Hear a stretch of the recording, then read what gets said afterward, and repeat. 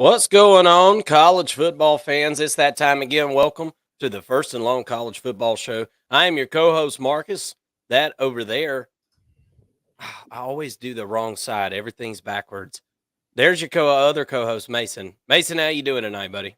Man, I'm doing good. Doing good. It's been another busy week, and it seems like, even though the regular season has ended, and bowl games have started, we've once again got things on the side. We got Christmas meals coming up, so it's like the side dishes are kind of taking the cake here, and nobody's getting to the main course yet, but we're all raving about the sides. We got some sweet potato souffle over here in the transfer portal that's tasting real good. Auntie did it right. And then we've got some collards over here on the other side, and that's recruiting, and those were done right.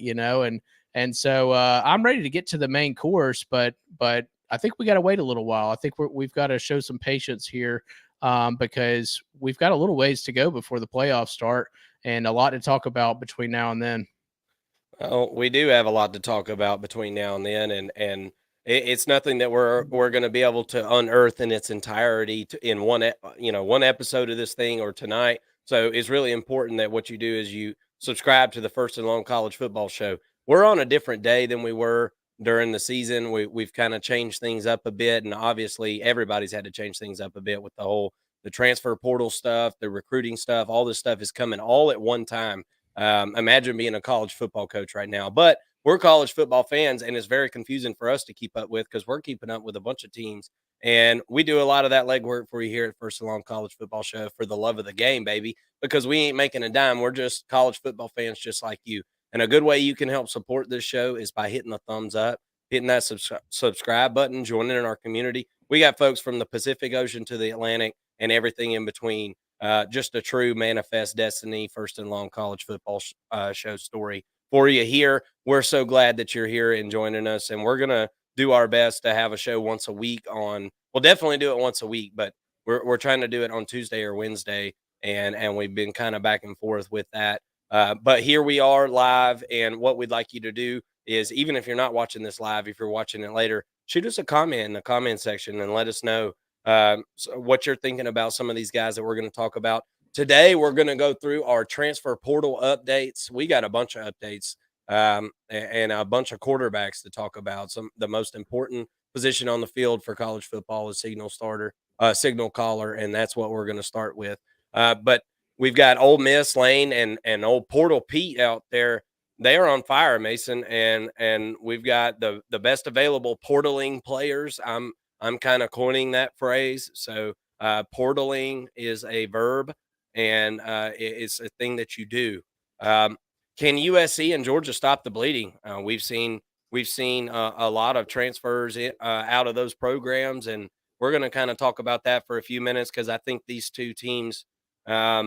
I think there's two different reasons for these teams, but ultimately the same result as they've got a lot of transfers heading out. And then we've got some recruiting updates because we got early signing day starting tomorrow, and we'll kind of look at the recruiting rankings, early signing day stuff, and what to watch for there. Thank you all again so much for tuning in. We do appreciate it. Let's jump into our transfer portal updates. Man, we've got a lot to talk about here, man. This is a busy time of year now. Like I said, it's a convergence of a lot of different dates, and nobody right now is hotter than Ole Miss. Pictured on your screen here is Walter Nolan, defensive lineman that's coming out of Texas A&M. He's going to be transferring, looking like Ole Miss. It's not official yet, but what's your thoughts about the number one overall portal player? We had a top 20 list last week, and he was number one on it. And it looks like Ole Miss, as we're going to see as we go through this list, they strike again. But what do you think about Walter Nolan headed to play for Portal Pete and Lane Kiffin, the Portal King? Yeah, I think that you've got to deem them Portal King at this point, after doing it in back-to-back seasons, or off seasons, I guess. And I mean, I think that Walter Nolan, first of all, is an outstanding player. I think that there's still a lot of untapped potential in him, and if Lane is doing what he's doing, over in Oxford, and he's building a defensive roster that will match what he's been able to do on offense. That's scary. I mean, they Mhm. were, if this was a 12-team playoff this year, they would have been in. Imagine what they're going to do next season. You know that they're getting. It looks like probably, and let's see what Evan Stewart does, which we'll get to in a minute. But because I have to think that Ole Miss is probably licking their chops trying to get an Evan Stewart as well, Yep. bringing him in. But I mean, you know, if they get Walter Nolan, you're looking at 4 of the top 20 players in the transfer portal right now. That's very impressive. That's might be a historic transfer portal class if you really look at it, and we'll have to wait and see how the chips fall. But I don't think that we'll be looking at another class this cycle topping what Lane Kiffin and company are doing at Ole Miss. Yeah, no doubt about it. I mean, this is quite a role that they're on, and they're flexing their NIL muscles right now. Lane Kiffin did a really good job of, I think, um, kind of coaching this out of his fan base. I Mhm. mean, he talked about it multiple times throughout the year, and I think that Lane is also getting better at controlling and working with a team like this. Ole Miss is adopting and I think kind of coining a new way to have a top tier college football team in the modern day era. Um, and I think that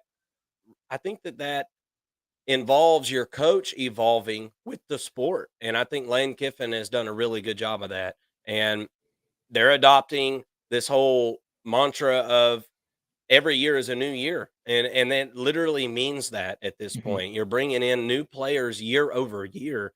Ole Miss has absolutely dominated the transfer portal up to this point. Let's keep it going and look through some more of these transfers and where they're headed to. This is a guy that we talked about last week, Aiden Chiles. He was playing at Oregon State, and now he's going to follow his former head coach Jonathan Smith over to play for Michigan State. And I think this is a big get. Look, this guy doesn't have a ton of college football experience. That's why a lot of you probably don't even know this guy's name, but this was a highly touted quarterback, a highly touted recruit, and obviously somebody that Jonathan Smith was very excited about and was able to bring along with him. And I think that that's an awesome thing. Got a couple of people uh, commenting, "Hey, how y'all doing? Welcome into the show. Thank you so much." Hey, and you know what? I forgot to tease something at the top of the show, Mason. We're going to look through the revealed 2024 SEC schedules as well, guys, at the end of the show. That's been a big hot topic of discussion. As you guys are piling in here, I thank you so much for watching the show and tuning in. First and Long College Football means a lot to us. Let's keep it moving here through our list. This is a big one right here, Mason. Dante Moore, we talked about it before we started going live on the show here. He has committed to go play for Oregon. Mhm. And this is a bit of a surprise for me. I was not expecting this at all. We knew that he liked Oregon a lot. He liked them in his initial high school recruitment. And now, my goodness, the Oregon has got an embarrassment of riches in the quarterback room all of a sudden here. What is your initial thoughts about Dan Lanning going and gobbling up like a hungry, hungry hippo board game? Give me that, and give me Yeah. that. What do you think? I mean, he's cornering the most important position in football, right? He's cornering the market there in the transfer portal. I think it was really impressive for them to go get Dylan Gabriel. I think that was an extremely um, good pick for both parties. I mean, for Dylan and for Oregon. And I think that Dante Moore really fits at Oregon. And I think that it's really important that Dylan Gabriel is there, right? I think that what we saw from Dante Moore was a guy who has really unlimited potential at the quarterback position. He's got all the intangibles, and the tangibles. Gosh, this guy's got all the weapons, but he got forced into a situation at UCLA in a tough in a tough Pac-12 conference this year, and that was that. I mean, that was really the reason why he wasn't able to be as successful as he could have been. And I think that it's really going to benefit him to play behind Dylan Gabriel for maybe a season. And in his mind, you've got to be thinking too, he's Dante freaking Moore. He's not going to sit behind Dylan Gabriel. And that's what you want, is you want that competition in your quarterback room throughout the entire offseason, and let him battle it out. Who's to say that he doesn't take that second year bump that we see a lot of quarterbacks take and just overtake Dylan Gabriel? Because I think if you look at from a potential aspect, Dante Moore is a better quarterback. So I'm excited to see his progression. I think it's a great fit once again. Oregon's going to be a contender while Dante Moore's there. They're going to be a contender while Dan Lanning's there, and I'm excited to see how this fit goes next season and moving on. 2025, I think, is the year that you really circle for Dante Moore and this Oregon team. But they'll be contending next year, and I'm anxious to see it. Yeah, absolutely.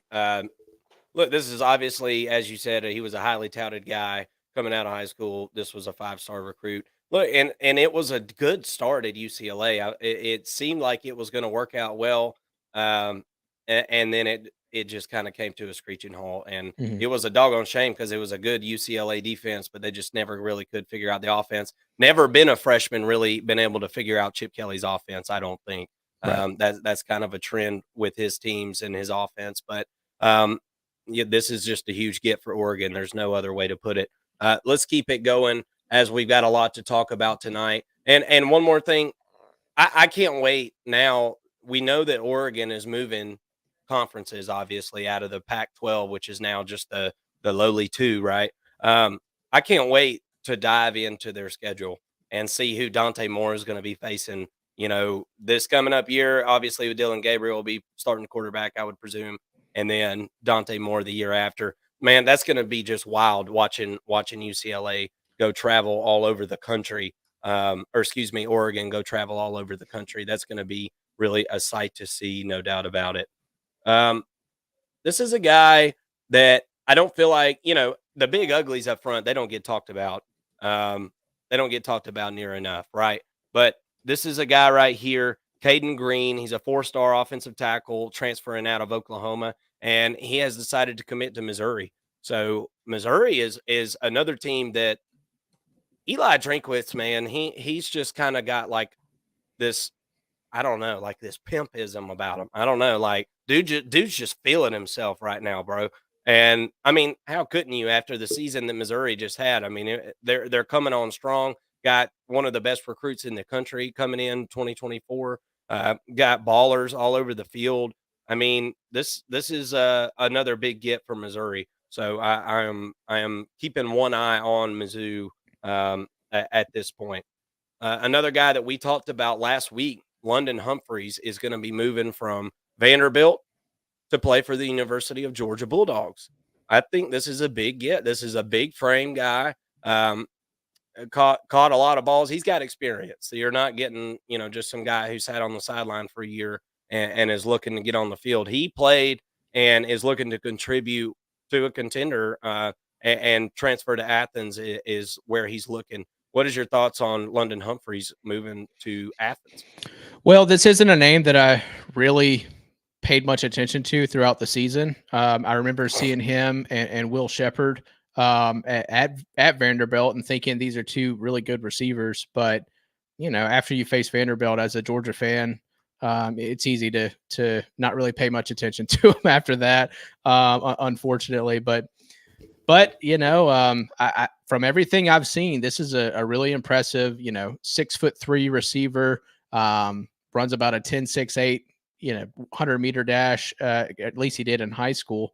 Yeah. And I think he's a fast, big, physical guy. He was a true freshman last year and put up some pretty good stats. So he's still got 3 years of eligibility remaining. I think it's a really good fit for him in Georgia. Yeah.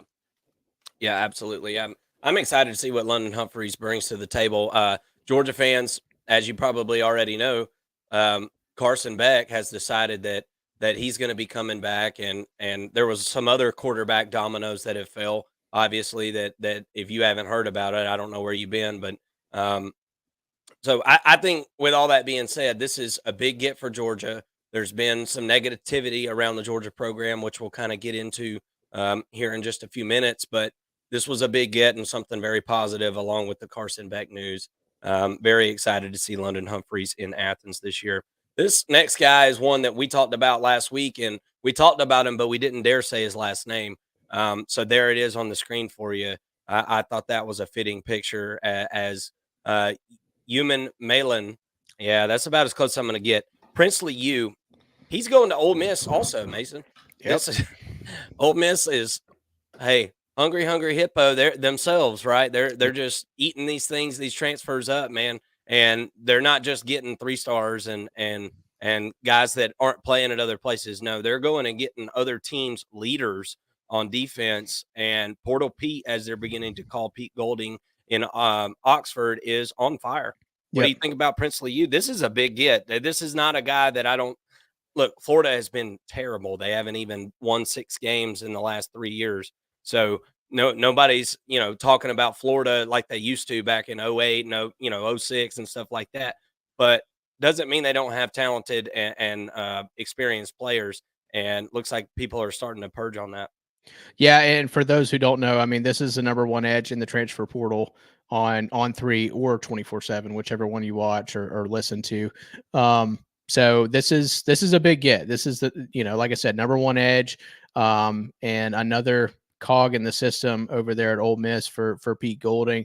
I'm excited to see from everything I've heard on the scouting report for him. He's pretty inconsistent, but his highs are very high. He's got a really high motor, and when he wants to play, he plays really well and really effectively. So can they get, instead of a third of those reps where he's playing at 100%, can they get 75% of those reps? And maybe he's slacking a little bit, here and there. That's going to happen. You got to take breathers, but from everything I've heard, that's kind of the only downside to his game is maybe cardio, I guess you could say, or lack of a motor. Yep. Well, hold the bus.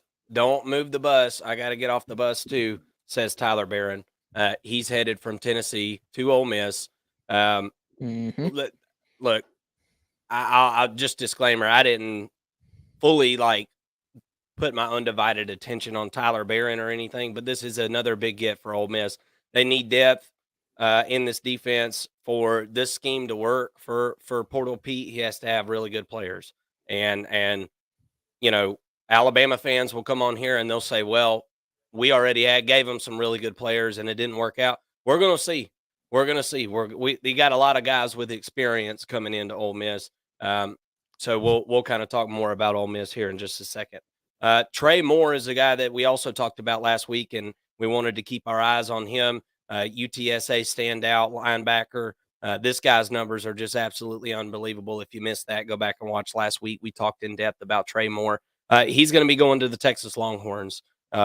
Not a huge surprise. Texas, as well as Ole Miss, has had their feel of the transfer portal, and that oil money is speaking volumes, sir.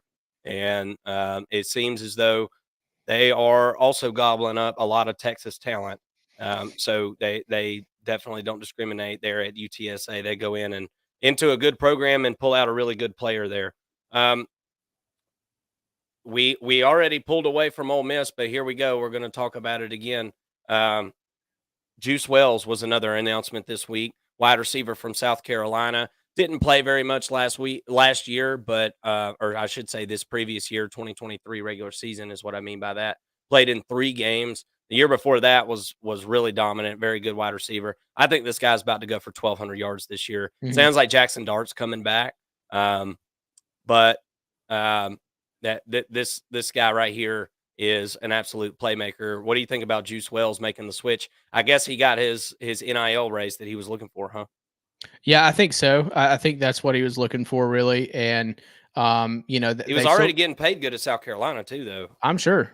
Yeah, and look, it is what it is. I think that Ole Miss is going to be a little bit more competitive than South Carolina was. So there are multiple reasons for this, and I think that he'll go over there and be the number one receiver right away, unless they are able to pull an Evan Stewart or something like that. But even then, Stewart lines up in the slot. I think that this is your, look, Juice Wells can play anywhere. Like this guy's he's the real deal. He's a Debo Samuel type in a way, in the fact that he can really affect a ball game.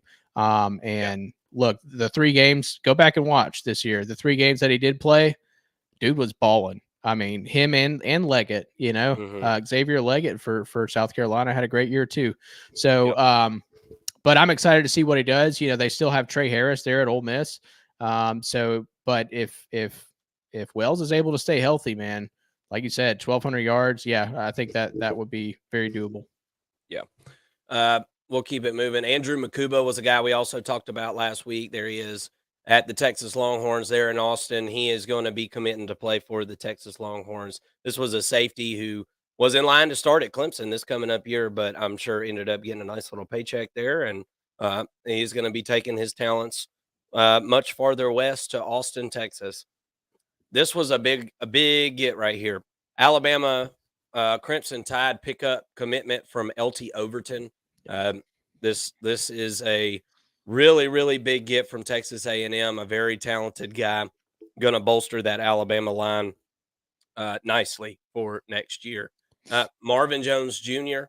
Has decided that he's going to be playing his college ball at Florida State after his time in Athens playing for the Georgia Bulldogs.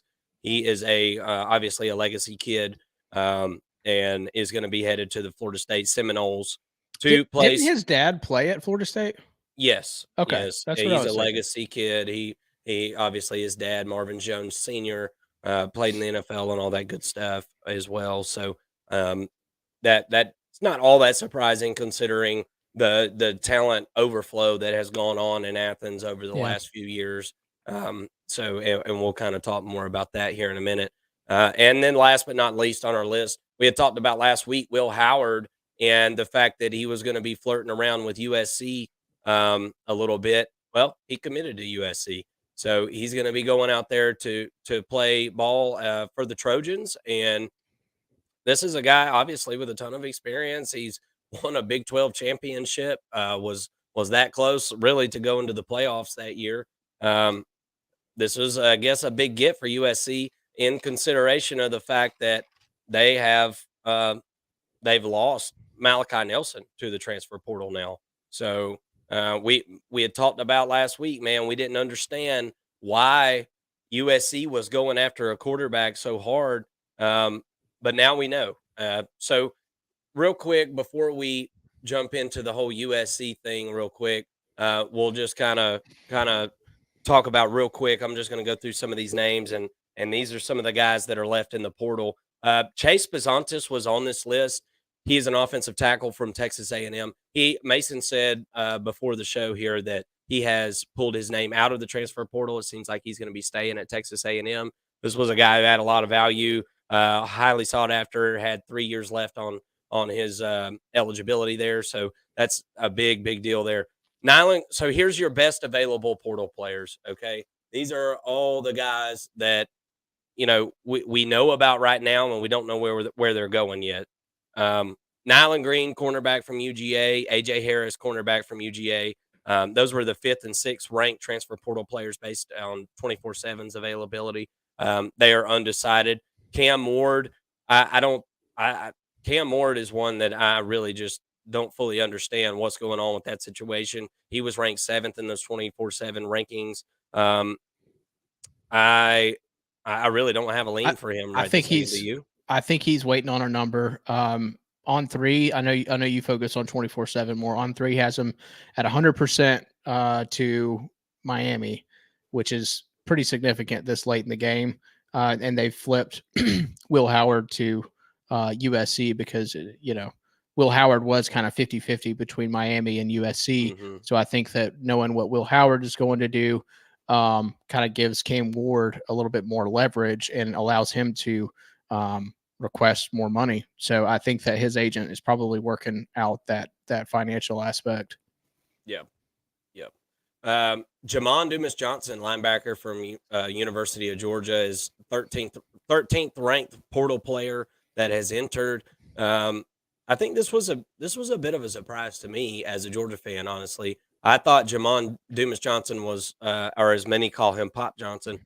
Um, I thought he was a Georgia guy. I just thought this was a Georgia guy. I thought he would be a career Georgia guy, and then he would go to the NFL. Mhm. That's honestly what I thought, and he was a big time team leader and pretty much the signal caller for the defense whenever he started. But he obviously got hurt as the year went on, and um, I there's a lot of pressure. Georgia is a pressure cooker, and if you're not ready to compete at a top notch level, week in and week out, I think it can kind of wear on you. And maybe it just kind of wore on Damon Johnson, or Dumas Johnson, I should say. What was your thoughts on that quickly, as we are Georgia fans? Yeah. I think, when you look at what was around him at middle linebacker and the job that CJ Allen did when he stepped in, and the fact that Smile Munden's coming back, you've got Wilson coming in under Jamon Dumas Johnson, Yeah, and you've also got Troy Bowles, which is Todd Bowles' son, who's in Athens. He was a true freshman this year, another 5-star middle linebacker, or I think he was a high 4-star actually. But and then you've got 3 more middle linebackers coming in this year in the recruiting class that are all highly rated. So you can kind of see where he's kind of creating this backlog, and I think he's a really good future NFL player. I really do believe that he's probably going to go to Kentucky, is what it sounds like, and I think he's going to end up playing on Sundays still. But you've got probably at least 4 middle linebackers at Georgia who have higher upside right now than him. So, and I think that Georgia's comfortable in this case saying, "Look, we think that you're better fit somewhere else," and I think that that's the right thing to do in this situation rather than try to hold Johnson, and kind of keep him there for depth. Let him go get some playing time, play one more year, hopefully healthy, and then he'll be off to the NFL. yeah. Well, I want you to hold that thought as I'm going to finish this little list here. So we've got Trevor Etienne, running back from Florida, still in the portal, undecided, rumored to go to Georgia. We talked about that last week. Mhm. Malik Murphy was a quarterback from Texas. We posted that on the community portion of our channel. He has entered the portal. He was very heartbroken, he said, to have had to do that at this point in Texas's season. But now Arch Manning is the backup quarterback at Texas. Very exciting, I think, for those of us who want to see Arch Manning, right? There's that much more of a possibility that he could be playing in the game. But this leaves Malik Murphy out of the Longhorns roster for next year, so that'll be interesting to see over the next couple of weeks where he's going. Malachi Nelson transferring out of USC. I can't wait to see where he ends up. That's obviously a top prospect. And Damani Jackson, a cornerback from USC. I think that was kind of in wake of the fact that Georgia has hired USC's ex cornerback coach, or now ex cornerback coach, to coach there at University of Georgia. So Damani Jackson promptly enters the transfer portal. And so let's kind of talk about this. Can USC and Georgia stop the bleeding? We've seen a lot of transfers out of USC and Georgia at this point in the season, or should I say off season. I think that's pretty normal in a lot of these cases, especially for your upper echelon teams who have recruited at such a high level. The cup runneth over with talent at Georgia. The cup runneth over with talent at USC as far as the offense goes. Um, Now you're starting to see a coaching change at USC. Not so much that at Georgia. What are your thoughts on these two? I'm kind of Here's where I'm at. Georgia is losing guys. I don't think they want to necessarily lose them, but Yeah. they're going to be okay. These aren't guys that are playing every single down for Georgia. These aren't starters that are leaving typically, in these cases that we talked about. Um, but USC, you're seeing guys of the future that USC has planned around now hitting the transfer portal.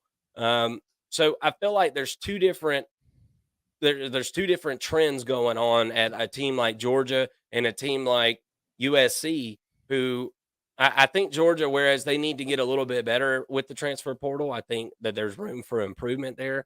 That Georgia's never going to build their roster on that. Um, and USC has shown more of a propensity to try to do that. Um, so can USC and Georgia stop the bleeding? Is Lincoln Riley going to be able to rally this team after a really rough season? one big obvious stark difference between these two teams is Georgia went 12-1 this year. USC didn't do that. So Yeah. can Lincoln Riley rally the Trojans and get this defense where it needs to be, or is it going to be more of the same? And what's going on at Georgia, and what's your thoughts there?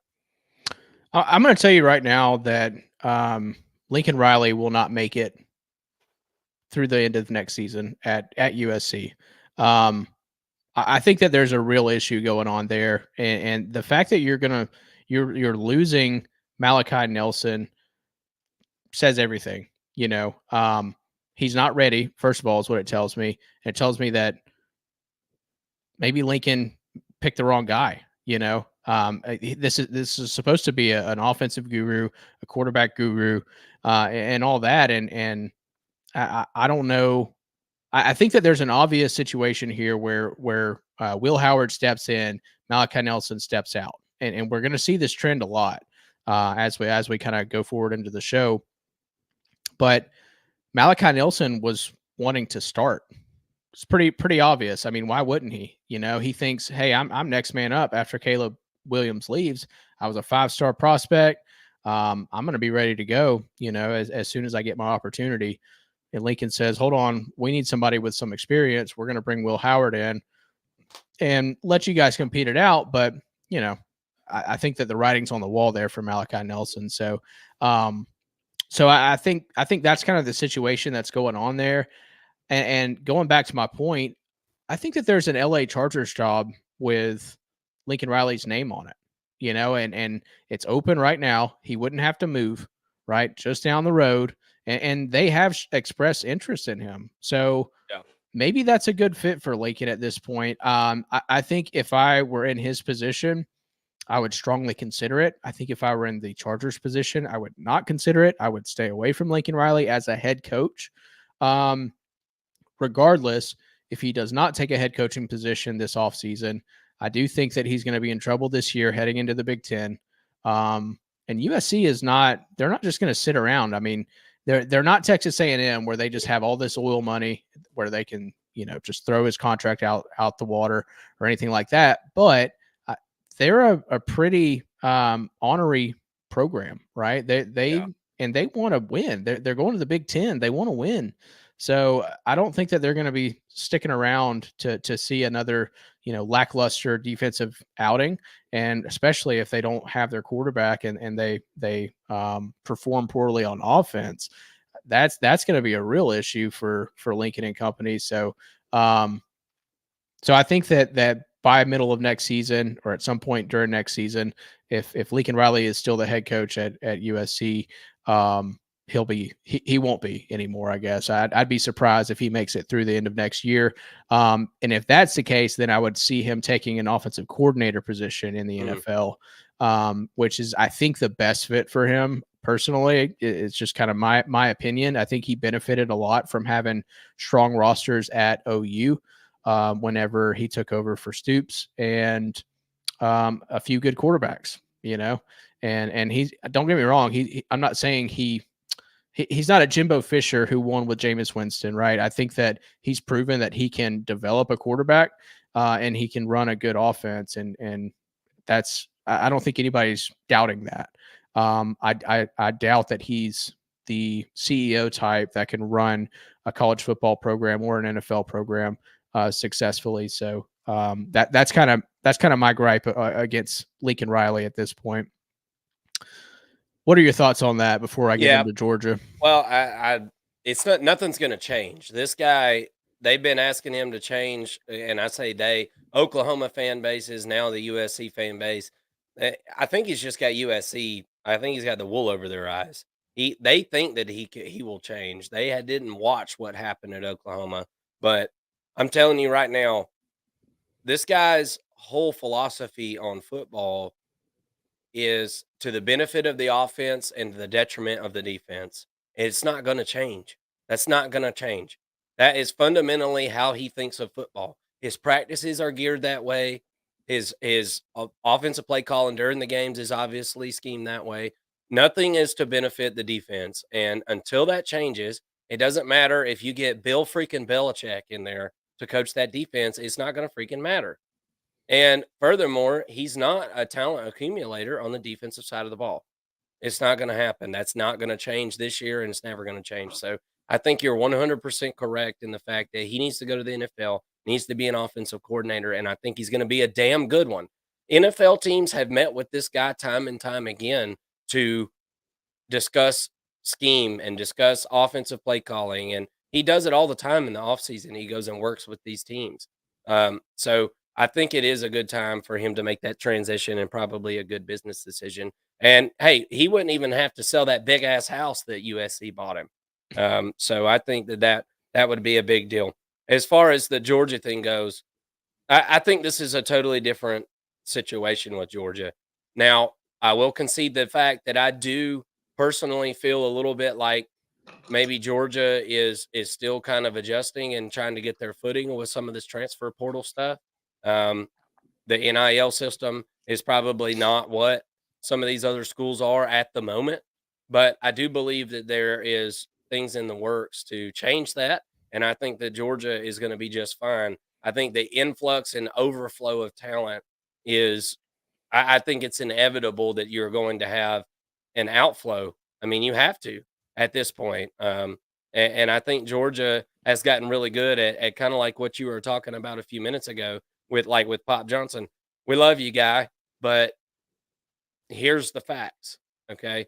You're just going to be better off going and playing somewhere else. And I think Georgia has gotten really good at being able to just tell somebody that. And that's what Nick Saban is really good at too. Look, kid, you're not going to play here. Okay.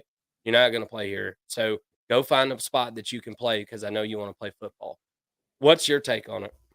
I'm with you. I mean, when I look at the list of players who are exiting Georgia to go play somewhere else, there's really only one that I kind of scratch my head with, and maybe things developed at practice that I didn't pay as close attention to with AJ Harris, but he's the one that I look at and say, this is a guy who actually had an opportunity. He was a true freshman this past season, made a lot of buzz in camp and in spring camp and fall camp heading into the season.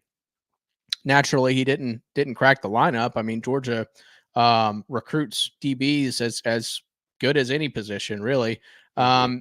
And I think with Kamari Lassiter going out, Dalen Everett certainly didn't just completely impress anybody this past season. Julian Humphreys, hopefully he's healthy, and is able to step up. But there's still a lot of questions in the Georgia DB room that I thought that he could have had an answer for. At a star position, if Tyke Smith, I think he has to go out. I don't know if he has any more eligibility. I don't think Um, so.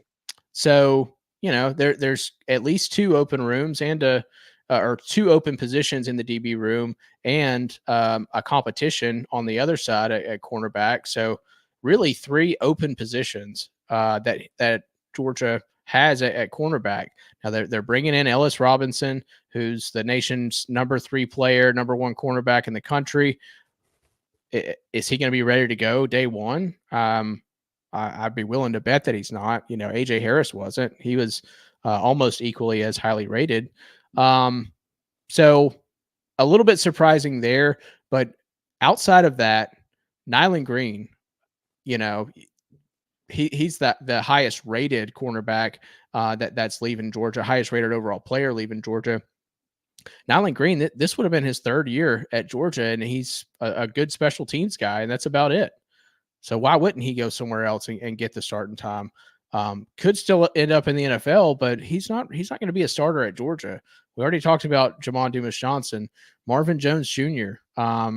Great, positional player, but not a starter, and a former 5-star guy, who can go and go and rush the quarterback, and he wasn't getting his opportunity to do that, and he wasn't going to. Xavier Sori, another positional guy and fit at linebacker. And we mentioned the talent that they're bringing in at linebacker. He's getting overtaken, I guess, on the depth chart. And by the way, he's going to Arkansas. I think that's an interesting choice for him. But there really aren't any any players. I know that there are a lot of players, but I think that that's necessary for Georgia to go out and get a couple more guys in this class. You know, they've already lost Dylan Raiola. They got to replace him. They'd rather go get 28 guys in this recruiting class and lose, 20 in the transfer portal.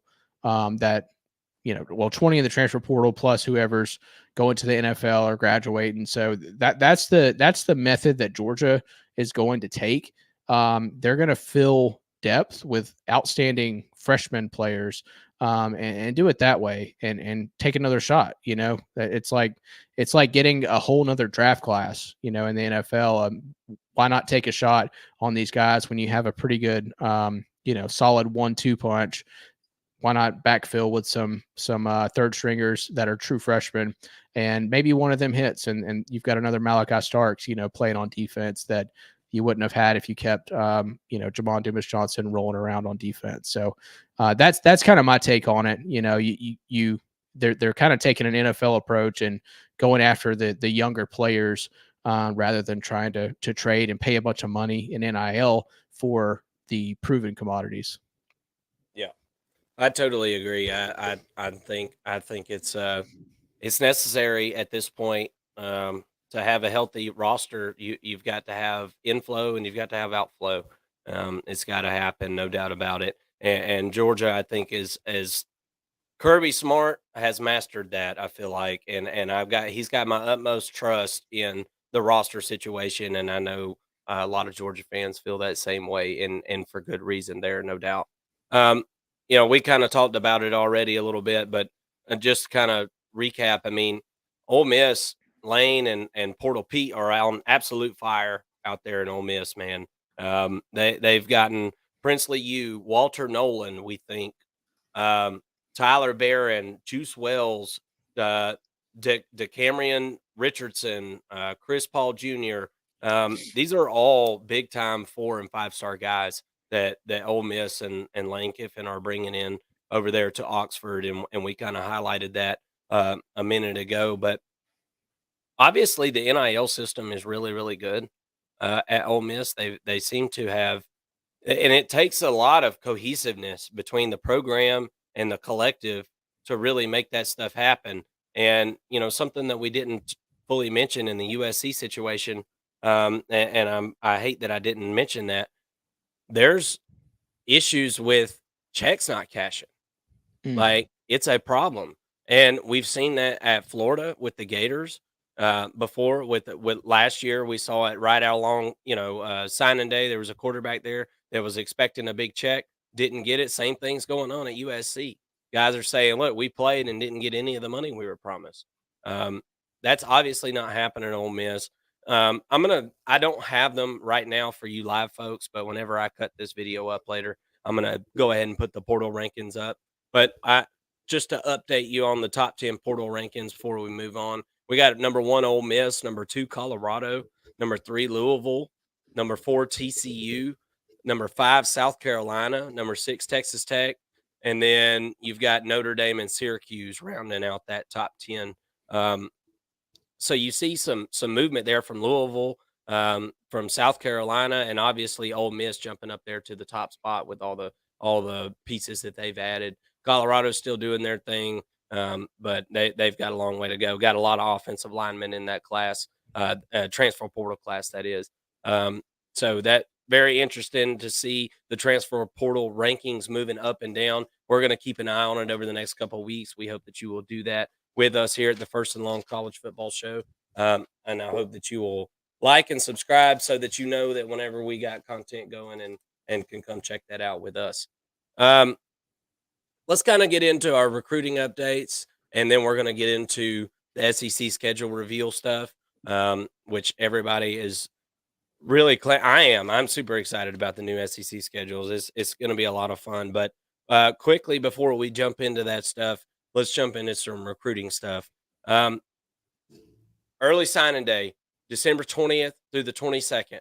This is whenever 90 something percent of these guys sign their letter of intent, but there's a handful of guys out there that we're still just now figuring out where they're going to be going, and some guys that are going to be delaying until February, kind of deferring this first signing day to kind of give themselves some more opportunities. So let's go through some of these names. And as I clip this up, I'll try to include some pictures and things like that of these guys. But guy named Courtney Crutchfield, he's a 4-star wide receiver from Pine Bluff, Arkansas.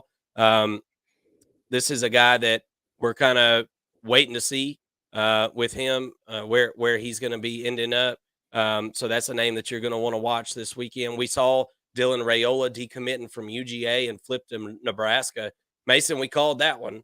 Yeah. We talked about it last week. We knew this was coming, and if you watched the First and Long college football show, you knew it was coming. Big get for the Cornhuskers. Did you call your father-in-law and see what he thought about it? Ooh, well, we had our Christmas trip this past weekend up in Dahlonega, so we were together. Of course, he asked me about it. So what you think about this whole Dylan Raiola situation? I said, well, I think he's a really good quarterback, and I think he's going to be a Cornhusker. And that's exactly what happened. I thought it was interesting that I get an update that Carson Beck is coming back, for Georgia. I'm thinking, well, that's good news, because I'm pretty sure that Dylan Raiola is going to end up at Nebraska. And an hour later, he flips to Nebraska. Mm-hmm. I thought it was pretty interesting timing, right? Because also what you saw is Kyle McCord, who we didn't talk about in our transfer portal news here, but he's going to Syracuse. Yep. So the guy who we thought, on Monday and Tuesday, he's visiting Nebraska. We thought that he may transfer to Nebraska. They say, hey, wait a second. We got another guy coming in who is a high school player. I don't think we really need your services anymore, Kyle McCord. And this is what I'm thinking. I don't know that this really happened, but my thoughts are Dylan Raiola said, look, I want to start right away, day one. I want to be the starter. I want a lot of NIL money. But mostly I want to be the starter. And give me your money and give me your starting job now. That's right. That's right. And so I think he thought, hey, if I got to go compete with Gunnar Stockton at Georgia, I think I can win that. Right. So I think that's honestly what he thought. And as soon as Carson Beck said, I'm coming back, he said, well, I'll just have to go somewhere else then. Because the plan was always for Carson Beck to have a really good season and go to the NFL.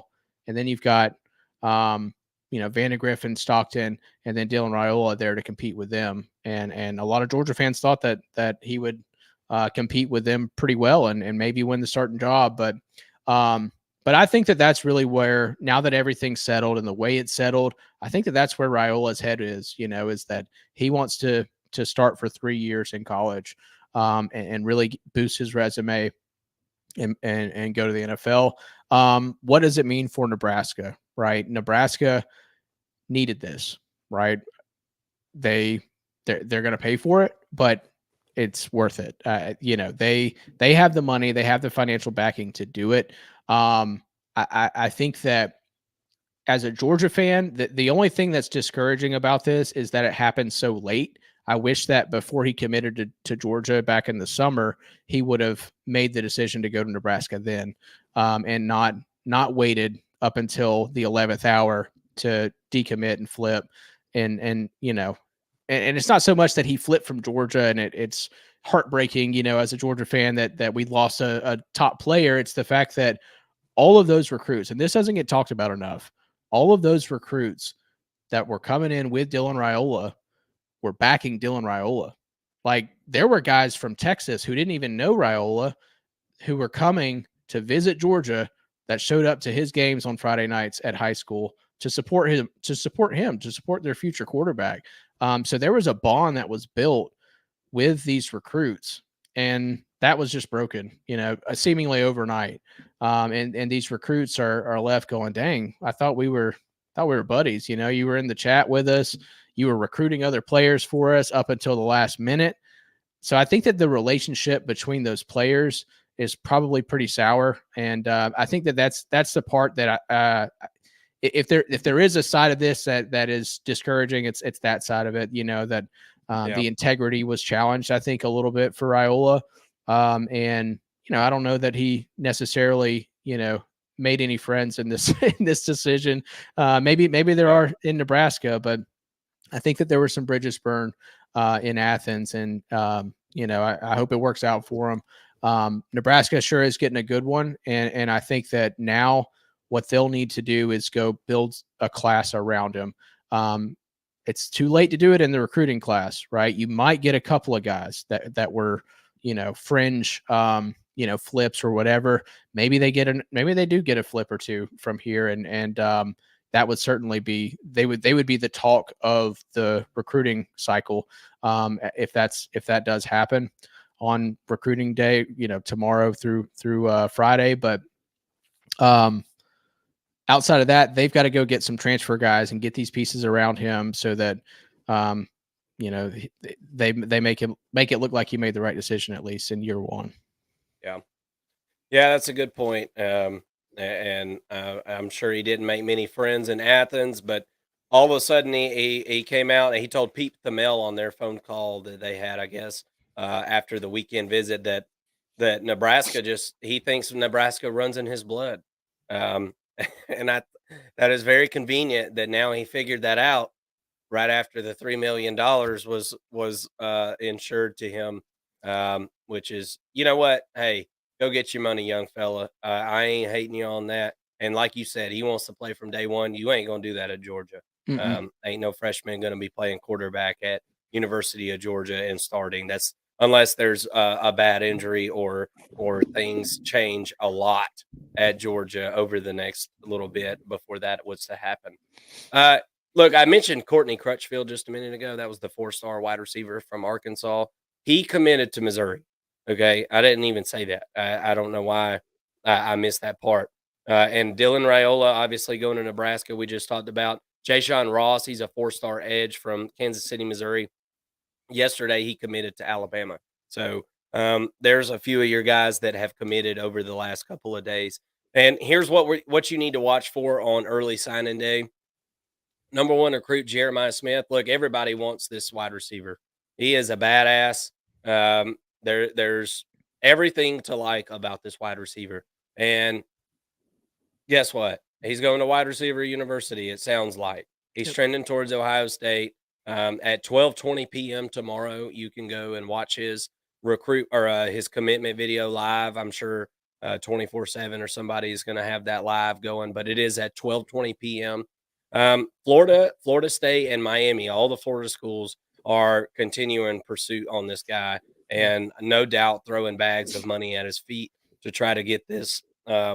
This is supposedly a generational talent at wide receiver, so that's a guy that we definitely got to watch for. 3:30 p.m. You got tight end Cole Harrison. He's trending to Tennessee. It's between Tennessee and Washington State, but he just visited Knoxville this past weekend. That's a 3-star guy, looking like he's going to be going with the Tennessee Vols. And again, that's at 3:30 p.m. 9 p.m. You got 4-star defensive lineman Jericho Johnson. He's got it down to between Oregon, USC, Utah, and Washington. So a bunch of West Coast schools there. And here's several guys that their times are to be determined. It seems really fluid with these guys right here. Okay. You got KJ Bolden, ex Georgia Lean. He's now a FSU commit. He's recently taken visits to Auburn and Syracuse. It's thought that Auburn is making a really strong push for KJ Bolden to come play on the Plains. Dominic McKinley, 5-star defensive lineman, currently committed to Texas A&M. Sounds like he's going to hold off on signing until February. So that's a big get. That's a big hold for potential suitors for him. 4-star edge Solomon Williams. He's down to Oregon, Texas, Bama, and now Texas A&M scored a weekend visit this past weekend. So Solomon Williams, we may be seeing him sign with Texas A&M over the next 3 days. And then you've got edge Lugard Edokpayi. Yeah, that's a hell of a name there. All name team, no doubt. But it's down to Michigan, Maryland, and Rutgers, and Michigan is in good standing for him. Any thoughts on those guys? No, I mean, I think that what's always interesting about National Signing Day is who does not sign, especially in the early period nowadays. Who was expected to sign with the school and who didn't sign with the school that they were expected to sign Mhm. with. I think that that's usually leads to a lot of questions. We will have a show on Friday, kind of recapping early signing period and what went down and what we saw, what we didn't see. And there will definitely be some fireworks. I'm going to tell you that right now. Yeah. We will have a lot to talk about. It'll be almost only about recruiting because I think that this year there's going to be some serious fireworks going on. Recruiting and transfer portal. I don't think I've ever seen it this crazy, Mm-mm. and the two are kind of intertwined. I think that there are a lot of players in the transfer portal, a lot of teams who are looking at players in the transfer portal and saying, we want to see what we get out of the recruiting class first. Because, like, let's say Auburn, for example, they're heavy on AJ Harris. Well, if they're able to get KJ Bolden to flip, maybe AJ Harris doesn't want to go to Auburn anymore. So I think that there are a lot of those sort of conversations being had that are tough conversations to have. But after recruiting settles, like this is all intertwined, right? After the recruiting starts to settle, at least with early signing period, we'll kind of go back into the transfer portal and we'll start to see more dominoes fall there as well. Yep, absolutely. And whenever I go back through and cut this, I'm going to add in the recruiting rankings update. You still got Georgia at number one, Ohio State, Bama, FSU, and Texas round out the top five there. Miami, Oklahoma, Oregon, Notre Dame, and Florida rounding out the top 10. Um, you know, Florida, maybe it's for a later show. Let's see how this goes over the next couple of days. But Florida's a team that I really want to watch this week as guys are signing their letter of intent. You've seen a couple of decommitments over the last couple of months for the Florida Gators. That's a team that I want to watch, but these Florida teams are making a strong push. Can't wait to join you guys on Friday to talk more about what we learn over the next couple of days. I think there's going to be some fireworks, no doubt. Um, let's kind of jump into our SEC schedules. This is something that a lot of people have been talking about. I was talking to a buddy of mine on the phone today. Um, man, just kind of talking through some of these games with him. Um, I just was really blown away. We are going to absolutely enjoy the hell out of this as fans in 2024, no doubt about it. Let me see if I can get this added up to the screen here. Let's see. Do. Can you see that, Mason? Yeah, can you zoom in? Yes, I can. And that's why I wanted to do it this way so that I could zoom this in a little bit. And look, what we have here is we've got the 2024 SEC football team by team schedule.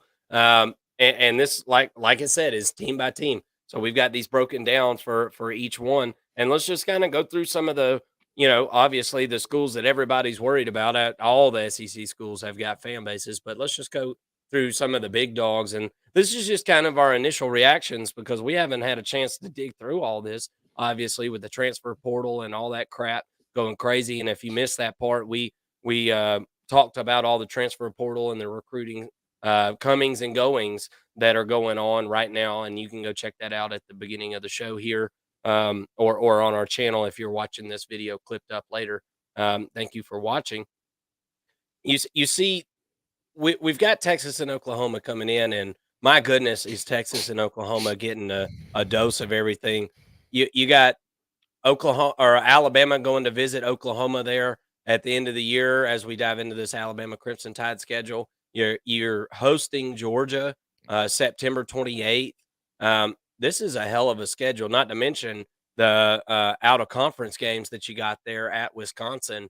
Um, Man, this is a really tough schedule for the Alabama Crimson Tide. What kind of stands out to you with this Alabama schedule this year? To me, it's Oklahoma in week 11. Um, Alabama notoriously has scheduled in week 11 a cupcake game headed into the Iron Bowl. They do have Mercer in week 10, but Oklahoma week 11, Auburn week 12, which will be, I mean, the Iron Bowl is always good, but I think that that's going to be an even more competitive matchup moving forward. And then a potential SEC championship that's a tough run. Not to mention week 9, you've got LSU. So that's a tough stretch.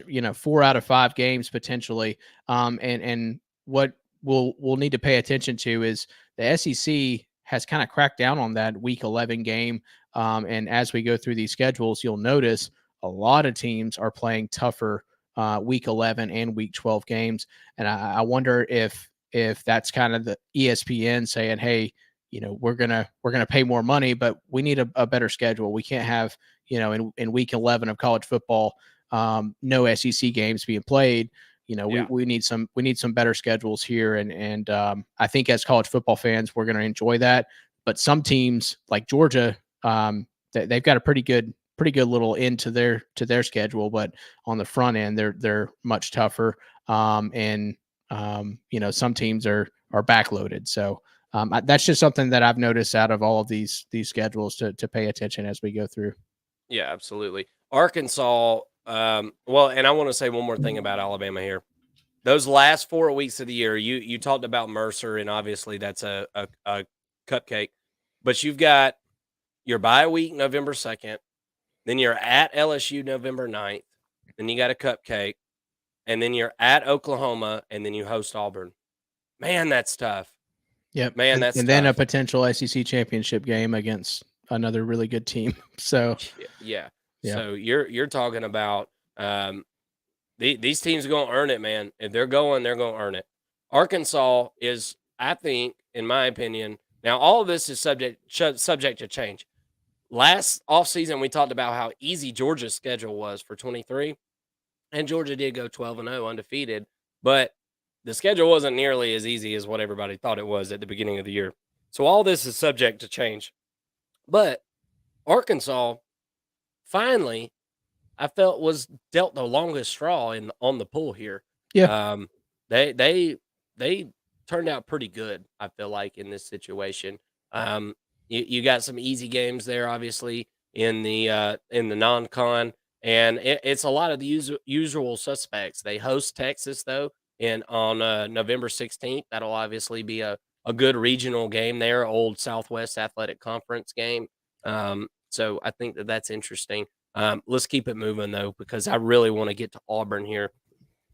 Auburn is a team that Mason and I have talked a ton about this offseason, and I think other people are starting to notice it too, Mason, because now everybody must watch the 1st&LONG show, because we talked about Auburn the other week, and now I'm starting to hear other people getting on the Auburn train. And I'm going to tell you to get the hell off of my Auburn train. Yep. All right, because this is for me and Mason to ride, because I'm telling you, Auburn is going to be pretty good if they can get some of these dominoes to fall in the correct order. But this schedule, they're playing Cal again this year, playing New Mexico. They'll get a chance for their revenge against New Mexico, right? But then got Oklahoma at home to end out September, at Georgia, and then you've got an open date there at Missouri, at Kentucky, Vanderbilt, UL Monroe, Texas A&M, and then Bama at the end of the year. I think are the 2 games that are going to make or break Auburn. Got to win at least one of those 2, if not both of them, to get where Auburn's wanting to go. But man, if they address some of these needs and the dominoes fall in a correct order, as I've said, I think Auburn has a potential playoff written all over them. What do you think? I agree. I mean, you look at that opening, schedule, that those first 4 games, you've got Alabama, A&M, Cal, New Mexico, Arkansas, all 4 very winnable games if Auburn is what we're projecting them to be. And then you've got Oklahoma at home. That's a winnable game, so you could potentially be 5-0 headed to Athens in what could potentially be, a top 10, top 15 matchup at that point in the season. So very favorable schedule, I think, considering, Auburn is going to play Georgia and Alabama every single year. I think that this schedule kind of unfolds nicely. It's Texas A&M and Alabama at the end of the season. We'll kind of have to wait and see what Texas A&M is under Mike Elko. But I think that by the end of the year, the Aggies should be rolling pretty well. But I think that everything's kind of separate or spread out pretty well for Auburn, and there are no real huge non-con matchups. They've got Cal. I'd like to see them be a little bit more aggressive in schedule and moving forward, but ultimately, I think this is a very manageable schedule and one that we could see them. I mean, realistically, I think that Auburn. I'm double checking here because I feel like I'm going to sound crazy. I think realistically, Auburn could potentially go 10-2. Yeah. I think that's the ceiling, but that's a real potential. And at 10-2, they're going to the playoffs. Oh, If your two absolutely. And losses are Georgia and Alabama, you're going to yeah, the playoffs. hell yeah. Well, look at Ole Miss. That's exactly what they did this year, and they would have been in the top 12. Yep. So I completely agree with you 100% there. Auburn is going to be a team to watch. I want to keep it moving because I want to. We're not going to go through every little team here, but look, y'all, we'd be remiss if we brought up the 2024 SEC schedule and we didn't talk about the Florida Gators because my God, this is a hard ass schedule they've got. Okay, so the Florida Gators, you start off with Miami, right? Okay. Miami, for whatever reason, starts off the year hot as hell. And they do it often. And they usually Yeah. fall apart down, the back slope there. They absolutely creamed Texas A&M to start the year last year. Dude, they're going to do that to Florida. You got Samford. There's one win. You got Texas A&M at Mississippi State. Okay. Those are some of your easier ones. UCF in the non-con. That's Florida's going to struggle with UCF. I mean, that's what's going to happen. At Tennessee, Kentucky, and then you got a week off, and then you got Georgia, loss. Okay. I think probably going to lose to Tennessee. I think that was a fluke this past year. So then you go to Texas, loss. Okay. Then you got LSU, Ole Miss, and then at Florida State, loss. Okay. Holy hell. They might go 4-8. They might go those last four or those last 5 games, man. I don't know if I've seen a tougher 5 in a row to end the season. Georgia, Texas, LSU, Ole Miss, and Florida State. Yeah. Wow. I mean, and then like I said, they scheduled Central Florida in the non-con. This is why I think that Billy Napier will keep his job at Florida, through most of this season, because who in their right mind wants to step into this schedule as a head coach? Who, I mean, as an AD, who wants to hire a head coach and throw them to the wolves like this? I mean, that's why I think, considering all the turmoil that's happening at Florida with their transfer portal class and their recruits, that's all fine and well because nobody's going to win it with this schedule anyways. Yeah, very tough, very tough. All these SEC schedules are tough, but none tougher than Florida's. Georgia Bulldogs, will quickly go through this one. Going to open up with Clemson. That's going to be a big game. Nice non-con game there to start the year. Tennessee Tech at Kentucky. This is the big one right here, man. I'm hearing that hotel rooms in Tuscaloosa are already like a couple grand at just your regular old room without a kitchen style hotel, right? So this one right here, everybody's already marking their calendar for it, and I am too. September 28th. We're going to definitely have a lot of talk and discussion that goes on before that one. So Georgia is going to be playing at Bama and then playing Auburn at home back to back. That's going to be really tough. And then Mississippi State at Texas, very tough game, obviously. Florida and Jacksonville for the neutral site, at Ole Miss, Tennessee, UMass, Georgia Tech, all at home to end the season. Like you said, front loaded. This thing's front loaded. If Georgia can get through, get a win at Alabama or get a win at Texas, I think one of those two, then I think they'll make a playoff. If they lose both of those games, then they probably won't make a playoff. It'd I be think tough. it might be as simple as that.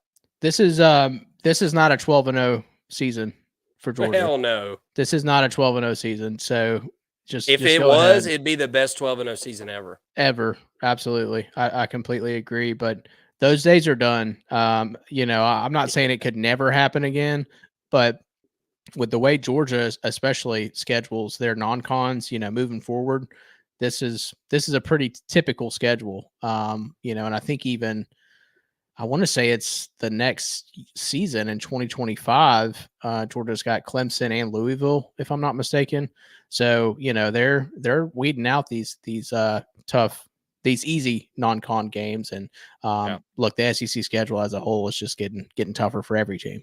Yep, absolutely. Get away from divisions, and it seems like it's tougher for everybody. It's just different to look at. I don't think we know how to look at it quite yet. Um, all right, let's keep it moving. Kentucky, we're not going to go through a whole lot. Um, there's Kentucky's schedule there. Your usual suspects. Kentucky does a really good job of not scheduling big time um, out of conference teams. And I don't. I mean, gosh, if you're Kentucky, why would you? Start off there with Southern Miss. One thing that did kind of catch my eye is how early they're playing South Carolina. So And Georgia. yeah, and Georgia, but just week 2 SEC matchup there. Yeah. That seems a little earlier than normal. There's not many week 2 SEC matchups, even in 24. There's not, but this is one of them, and everybody will be watching. I think this is a great idea for Kentucky and South Carolina because everybody's going to be watching this game. Any comments there on Kentucky? No, I mean a pretty favorable schedule. Yeah, Louisville at the end of the year, their rivalry game, and then they scheduled 3 cupcake non-cons. It's pretty typical for the Wildcats, unfortunately. yeah. At Ole Miss, at Florida, at Tennessee, those are, I think, the games that are going to make or break Kentucky season this year. I think you already know you're going to lose to Georgia more than likely. Um, yeah, probably going to lose to Ole Miss, probably pretty handily.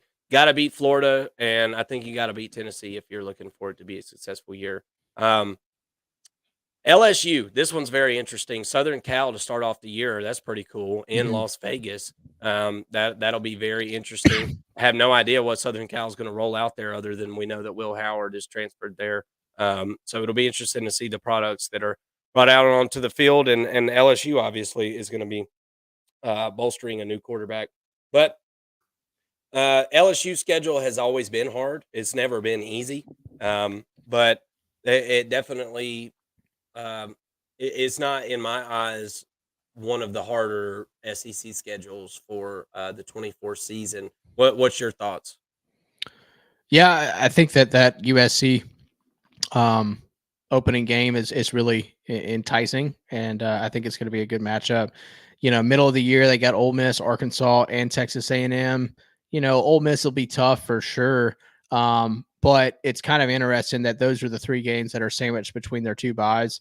Maybe they, I guess a bye before Alabama. They always get, but um, you know, I don't know. It seems like they've kind of got 5 weeks off there in a sense, other than with Ole Miss. I think that Texas A&M will be a pretty easy win for them, considering they're going through a rebuild. But yeah, I think it's a pretty middle of the pack, maybe on the easier side of schedules if USC is similar to what they were this past year. Yeah, got Vanderbilt, Florida, South Carolina. You're playing Arkansas, A&M, who's been down. So I mean, there's 5 teams there out of your conference schedule that I think is pretty manageable. Ole Miss, a team that we've talked about a lot in the transfer portal season. Um, Look, I think Lane Kiffin has taken a look at this schedule that was put out just a few days ago. I think he's said, "All right, we're all in. I can deal with this. I can go 10-2 with this." And I think he's right. I think he's absolutely right. You got Georgia at home, right? Yeah. So maybe you can at least make it a closer game than this past year. But you got Kentucky, South Carolina, Arkansas, Florida. Those are all dubs. Wake Forest, Furman, Middle Tennessee, Kentucky. I mean, those are all dubs.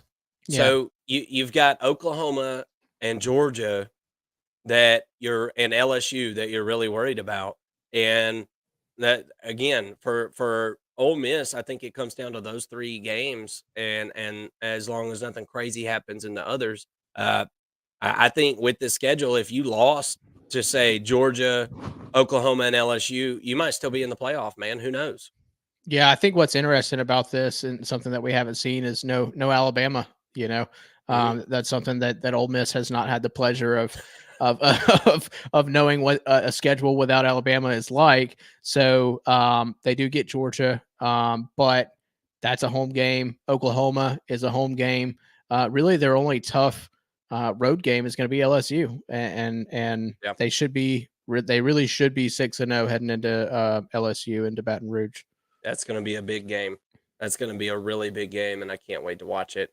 We're not gonna go through Mississippi State. There's their schedule.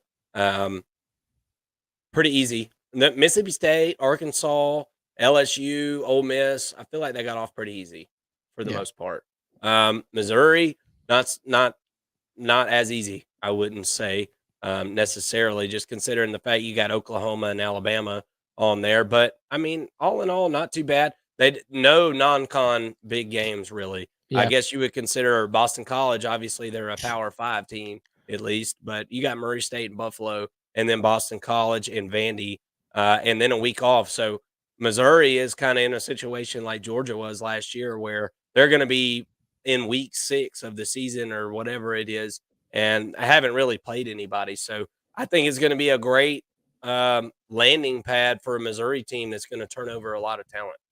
Yeah, I think that October 5th game against Texas A&M is one that Mike Elko's got to be circling right on the other side and saying, "Hey, a big win against Missouri that could be the win that we're searching for in his first year with the rebuild and all that." So maybe he's kind of circling that date on his calendar and saying, let's try to get this one. This might be a good win. Especially in I guess this would be week 6. So, allow your players to develop a little bit, and maybe go out and get a win well, I guess it'll be at home at Kyle Field for the Aggies, but interesting there. So no Georgia for Missouri. They kind of dodged that bullet, but they do get Alabama. And so I think that the biggest three games that you have to circle here is versus Auburn at Alabama. They do get a bye, but then their next game is Oklahoma at home. So tough little stretch there. And finally, we get to see Missouri and Oklahoma again. So that's definitely a win for everybody. Well, for some reason, this thing just kicked me off of there, so I guess that's where we're ending today. I don't know how that just ended up happening, but the computer just decided that we're done for the day, and I think I'm done for the day too. But I certainly enjoy looking at that stuff, and we're going to do deeper dives into that week by week as the season goes on. The SEC schedule is one to look at, but it's not the only one to look at. We're going to have big time Big Ten schedules that we're going to look at. We appreciate all you tuning in. We're going to be back on Friday, as we said earlier in the show. We're going to be talking about what's going on with the early signing day and all that good stuff. We hope that you'll join us. Thank you so much for taking the time to come join us here on the First and Long College Football Show. It means a lot to us, and we enjoy it very much so, and we hope that you did as well. Mason, you got anything else for us? That's it. We'll be paying attention to the to the recruiting cycle coming up the next few days. We're really just a couple of hours away. We might see some midnight commitments here coming up here soon. So stay tuned. We'll be paying attention to it. We'll be here to recap it all on Friday. Thank you all so much for joining us. Signing out for Marcus and Mason and the First and Long College Football Show. Everybody have a great night. Thanks. Have a good night.